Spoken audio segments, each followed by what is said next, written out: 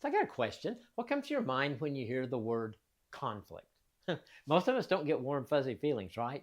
And depending on our life experiences, our responses can range from an unpleasant thought to absolute fear. When we look at conflict in a marriage, we find it plays out in a number of ways.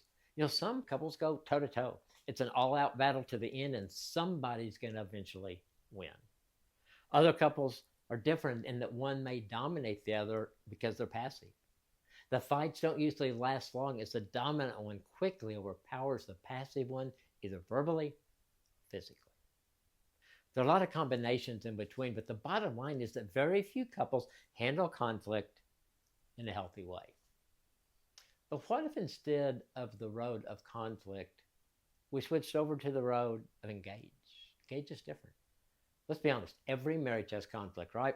It may look different from one marriage to another, but it is there. Marriage is designed for conflict. We're different by design, and differences can cause conflict. We either embrace our differences or we let them tear us apart. It took us a long time to figure that out, but when we did, our marriage literally turned around. We went from fighting to engaging. And there's so much to learn from the Bible, but there's one short verse that turns conflict into engaging. It's James 1:19. And it says, "My dear brothers and sisters, take note of this. Everyone should be quick to listen, slow to speak, and slow to become angry." That's it.